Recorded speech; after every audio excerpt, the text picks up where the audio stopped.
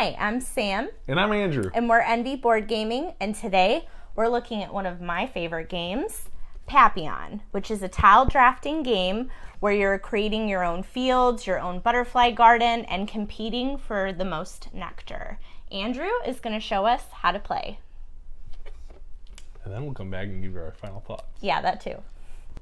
Papillon is a 2 to 4 player game designed by J.B. Powell and illustrated by Whitney Rader and published by Colossal Games, where players are going to be drafting tiles in order to build a garden, fields, and even taking control of different flowers on the board. Let's take a look at how it's played. As you can see, I've already set up a 4-player game of Papillon. Now, in this game, each player is going to get 12 butterflies in their color and a set number of caterpillar tokens. The first player will get 9 and all other players will get 10. Now, a round of Papillon is broken into 4 different phases. There is a preparation phase, there's a drafting phase, a gardening phase, and a pollination phase. And what players are going to be doing is they're going to be drafting these tiles and creating their own flower garden and fields in front of them in order to try and gain majority of these potted plants around the board.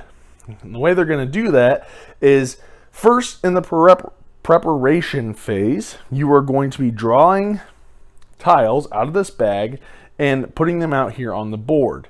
And each tile that has a little caterpillar icon is going to receive that token. You are also going to flip over the first gnome. As you can see, there are 8 gnomes to represent the 8 rounds that will be played for the game. And you will flip it over. And that number is going to be the number of caterpillars somebody will receive if they were to draft that token. Okay? So after you have placed all of these tiles and tokens out on the board, you are then going to have a bidding phase or action that is going to happen during this preparation phase, where players are going to be bidding their caterpillars in order to draft first. And the way drafting is going to work is you are going to either take a row or column of tiles. So depending on the tiles that are out there, some people may be willing to bid more than others, or you can bid 0 and actually gain caterpillar tokens for future rounds. And also remember that these are worth victory points at the end of the game. All right. So after everybody has bid or passed, they are going to take turns in turn order drafting these tiles. Okay. Again, you can take any row or any column, and you will collect all of the tiles in that column or row. After everybody has drafted their tiles, they're then going to move on to the gardening phase. For the gardening phase, you're going to take the tiles that you drafted. You will take any caterpillar tokens that are on those tiles and add them to your supply.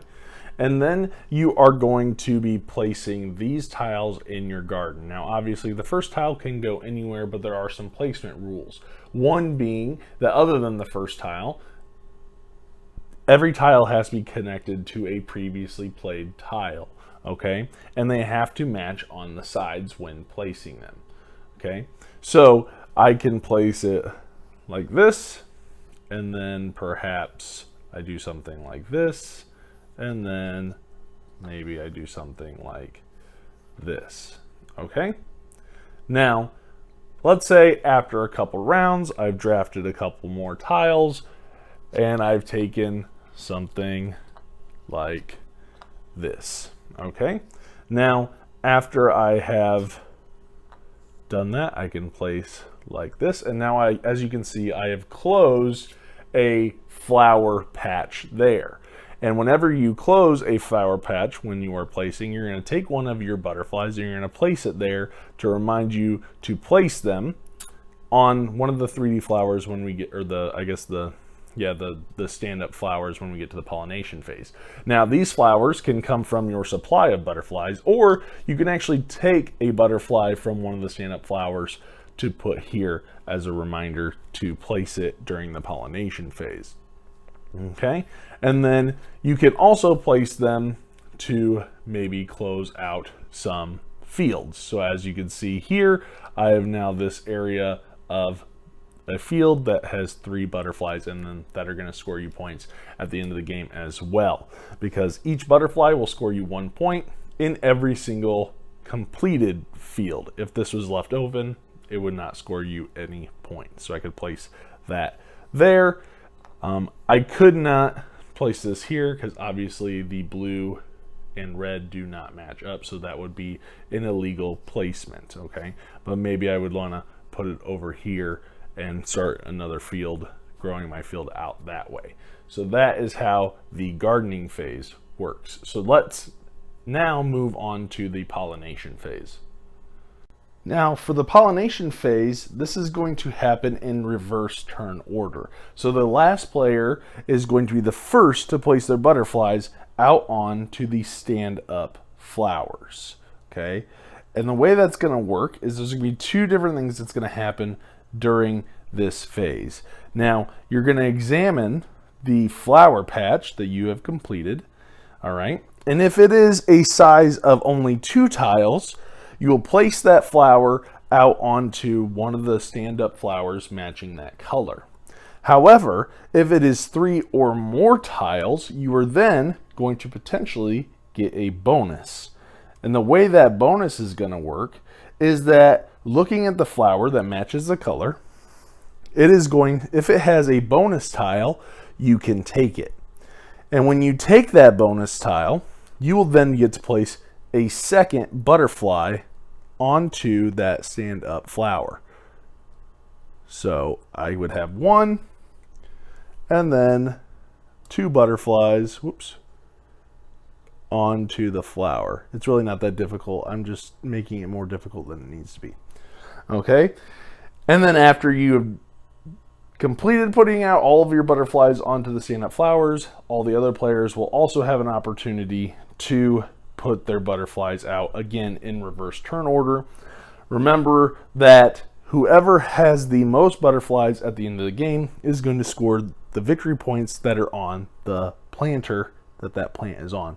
So for example, this one is going to grant first place 10 points, second place 7 points, and third place 4 points. And each one of those planters are going to be different depending on just randomly how they come out. Will give you different victory points.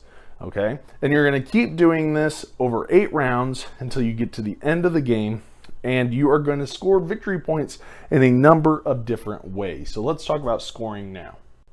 Now for scoring, looking at the score pad, as I've already said, you're going to score victory points based on who has majority on each of the flowers, and there might be, depending on the number of players, you might have 2 of every single color out on the board. Okay, so you're going to score victory points for if you got first, second, or third on each of the different flowers. Then you'll also get 1 nectar point for each caterpillar that you have. You are then going to also count up all of the butterflies that you have in your closed fields, and you will get a victory point for each one of those. You are then also going to score your 2 largest flower patches, and each tile that makes up those flower patches is going to give you 2 points. So if my purple was my largest, I would get 2, 4, 6, because it's 2 points for each tile that make up that flower patch. And again, you are only going to score your 2 largest flower patches. All right, and then there is potentially bonus scoring, because there is a expert gnome variant where you can actually take those gnome tokens and place them into your fields or flower patches, and they can give you extra points, but I won't go too much into that. Now, if you back the Kickstarter, or I'm not sure if it's actually even readily available, there is some additional content that you can play with, and I'll just briefly go over that really quick. I'll zoom out here. And it's called Beyond the Meadow, where it just adds a bunch of different modules that you can bring into the game. So they have bird tokens, where you're trying to collect sets of birds. There are bird bath standees that are going to give you extra victory points for each bird bath. There are also predators and their reference cards that are going to allow you to do certain actions if you draft a tile that has a predator. There are extra tiles, ones that have honeybees that make them essentially 1 larger than what they are, the size of your flower patches. And then also the wildflowers, which are wild, self-explanatory. And finally, you have the goal cards, which will give you essentially 2 extra ways to score victory points. Also, in this little Kickstarter exclusive mini expansion, whatever you want to call it, there is a solo variant as well called the Grumpy Neighbor solo variant, which you can find in the rule book here. All right, so that is how you play Papillon. So let's take it back up top and give you guys our final thoughts. Okay, so we're back with our final thoughts. On the couch. On the couch. It's going to be our thing. Okay. Maybe I'll catch up. Tell me, what were the positives from this game? So my positives of Papillon is, one, I think the most obvious positive is that it's a gorgeous game. The art is, they did a really good job with the art. Whitney, what was her last name again? Whitney Rader. Whitney Rader. Did a great job with the art. I mean, the butterflies look beautiful. The art on the tiles looks really nice. I really like the 3D flowers. Really pops on the table. It's going to definitely catch people's attention if they're walking by and you're playing this. You have the little butterflies that are on the actual clothespins that you're going to be pinning on the different flowers as that little area control element to it. Yeah. And I really like the tile drafting. You know, in a 2-player game, there is no bidding. There is no bidding phase for it. You just alternate back and forth. But, I mean, I like that meaty decision of which row or column do I want to take. Yeah. I do like it at more player counts because I like that bidding phase. But that's just because that adds another layer of strategy. I know you don't like the bidding as much. I prefer it with the 2-player just because the bidding is cool though. I mean, if you do have more players, but I mean, if you did have 2 players, I feel like bidding would be kind of, I don't know. And I feel like the game is relatively simple to learn, especially if you're just playing base. I know with the Kickstarter, this has been out for a while, but during the Kickstarter, when we backed it and got it, I got all the Kickstarter exclusives, which had a bunch of different modules. So with those modules, you could play it solo if you wanted to. You could throw in these predators that have these little animal or insect tokens that, you know, do different things, or they have the different scorecards, or you have the birds or the bird baths, or you have these different new tiles that have wildflowers and bees on them, and you can really go crazy. You can really step up the complexity of the game if you want to. And so, but I mean, it's a pretty easy game just to get right into with, you know, the base level game. But I think my biggest takeaway is, you know, it's pretty quick to get to the table. It looks gorgeous. It's definitely eye-catching. And there are some meaty decisions in the game. What about you? What are some positives for you? Well, besides the fact that it is a beautiful game, I love the whole, you know, butterflies and actually having like 3D flowers and being able to put the butterflies on the flowers, on those cute little clothespins. I know those kind of drove you crazy because you had to hot glue them, but I think they're really cute. I'll talk about that. I didn't have to hot glue them, but I'll explain why some of them I had to fix. Yeah. So, but yeah, I think that is a very cute part of the game. I like that it is area control in that aspect too. Like, you're just controlling flowers and them being like 3D images. And I mean, he is right. Like, if someone just walked past the table and saw you playing that, they'd be like, what is that? Because it's that visually appealing. I love that you can add different layers to the game with the predators and the birds and the bird baths and all the different things that you can add to it. I feel like that can add more complexity to the game if you're like, I want it to be a little heavier.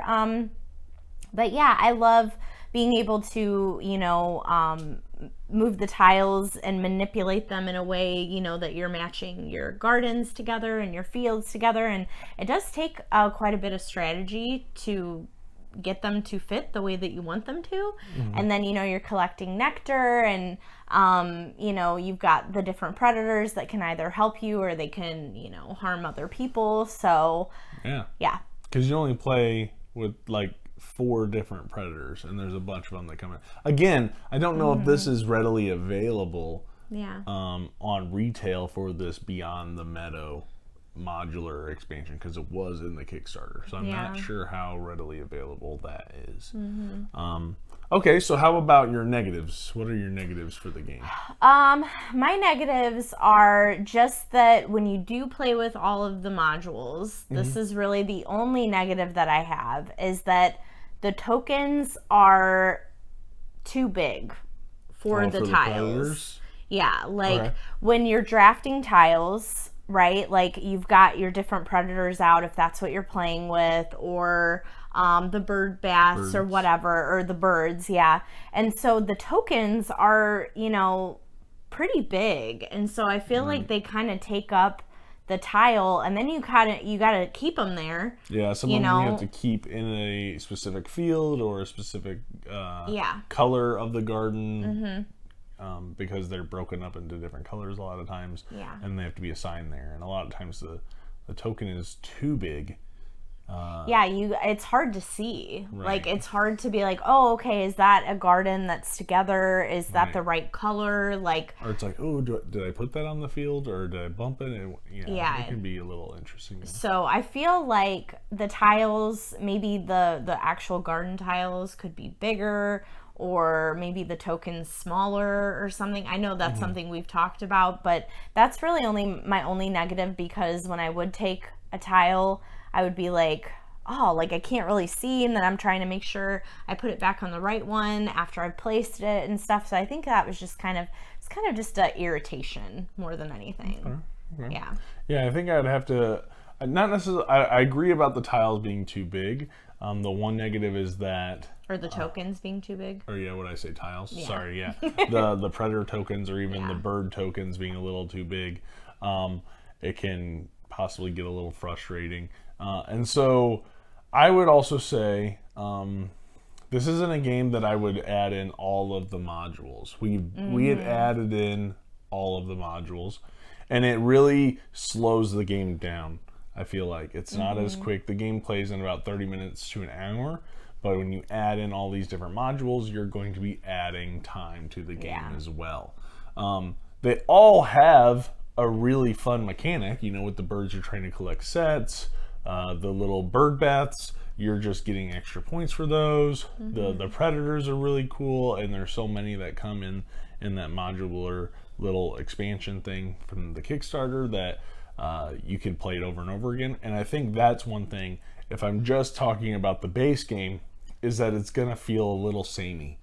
Without those modules, I don't think I would want to play this game that much, because I would feel like I'm just going to get bored with it over time, because for me, it's not going to bring that level of strategy as a base game. It's just going to feel like I'm playing the same thing over and over again. I get that like the different color flower points can fluctuate because they're each in different potters or planters or whatever they call them. But if it wasn't for the modules, I would be less interested in the game. But again, I would not add all of them, because it really slows the game down, kind of bogs everything down. Yes, there's a lot more opportunities for scoring potentially. Same thing with like those gold cards. There are so many, and you only play with, I believe, 2 every single time. And so yeah, that is a negative for me. The other negative, one of the big negatives I had when I got the game, was the components, because the flowers, the 3D flowers, were constantly falling apart. Even the little clothespins, they're really small clothespins. Yeah, and they when are you played tiny. these with people, and I played with a buddy, and he literally in one game like busted 2 of them, and I was like, bro, like, you gotta have I get that he's a bigger fingers. guy, but you have to be careful. And so like sometimes they just snap the butterfly right off, and I mean, I've had to glue them back on. I think I use like super glue or something like that to glue them back on. They do give you spare butterflies, and spare, I think there's like 2 spares of each color, and so you're gonna have that component issue there with those butterflies. I do like that they give you a little plastic container to put the butterflies in, which is really nice.